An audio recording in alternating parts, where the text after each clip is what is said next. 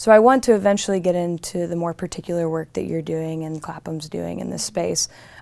But before that, just to lay the context, tell us a little bit about the polarization that you're seeing in our culture in America and why it's important for organizations like Clapham to help groups and institutions engage other organizations outside their traditional paradigm. Yeah, I think regardless of where you sit, right, we know that religiously, politically, socioeconomically, like we're divided more than we've ever been in a few decades, right? The problem with this sort of like staunch, nuanced, sort of rigidity in our engagement with the other is that it really disassociates us from who we are as humans. So it disassociates sort of human connection and engagement, and it really leaves the most vulnerable of society, who we would serve together,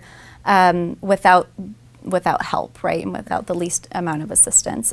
So through our work, we're really trying to build those bridges between institutions that have a really strong ethos, core issues, and values, and we find creative ways to really make sure that there's an overlap and an alignment between communities that they may not harness traditionally, but could be really valuable toward their common good. So for example, we've worked recently with the Annie Casey Foundation, which is a foundation that's a bit left of center on child welfare issues, and Christian groups in Oklahoma. So although those groups may not agree with the foundation on their stance on gender equality issues, we can all agree that foster care reform is necessary in a state like Oklahoma, where about 2,000 kids are waiting and are going to age out within the next year. We've also worked with the Bill and Melinda Gates Foundation and harnessing Catholic communities for domestic education reform. So Catholic communities may not feel comfortable working with the foundation on issues of maternal health or women's issues internationally because of some of their stances on contraception, but they're happy to work with them on converting Catholic charter schools to be more inclusive of minority communities and those who really need education the most. So given some of the challenges you just described, and also given the fact that this is what most people consider to be a very divisive political environment, how do you see people who are driving these initiatives react to that particular climate? Yeah, I think the assumption is probably that folks who are investing in sort of making a longer term change are withdrawing their support from this sector and sort of waiting it out till we see how things go. But actually, I think we've seen the opposite. I think we see large philanthropic institutions and other large nonprofits or even influencers and how they're putting their ideas into the marketplace, stepping in and taking some risks at this really difficult time because they see a vision past this, right? Like we go through this as a country, every couple of decades we go through a sort of difficult cycle. And so I think that they have the foresight to see that we're going to move past this eventually, and investing in the next generation specifically is a way that they can take some risk to be able to ensure that we're going to be in a more unified place of advancing common good for society, hopefully very soon. So Clapham has taken a unique approach by using creative content and talent to advance causes.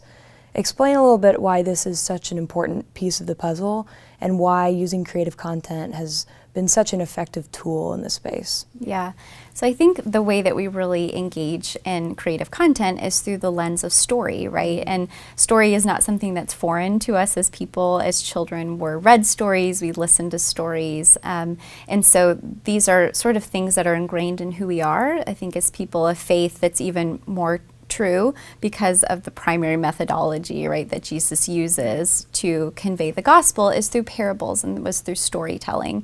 And then we also know that if we think about the framework of redemption that the Lord is writing across the world, we're living in His story in this time and place. So these aren't foreign concepts to us, but when it comes to applying that story framework to business, sometimes we get into a little bit of trouble.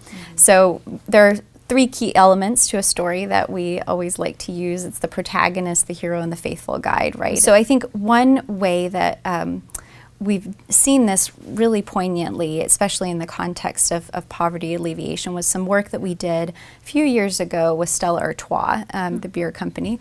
And so they were searching for a cause to be connected to. So one that seemed natural to us was sort of thinking in the idea of tripling their bottom line was clean water, right? So in order to have good beer, you need good water. And so we suggested that water.org would be a great partner for them. So that's Matt Damon's water initiative.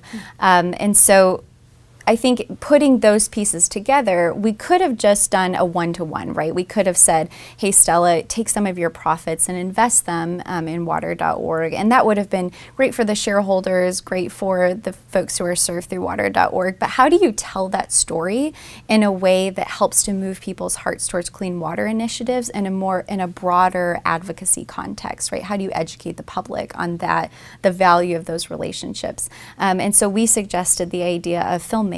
So you may have seen the campaign Buy That Girl a Drink, and it really talks about how your donation through buying Stella Artois and them donating now $1.2 million to water.org, how that's investing in women who are in poverty. So we know that about every year, 200 million hours go into a woman going to and from a well and sort of doing the water work that she needs to do to just keep her family functioning.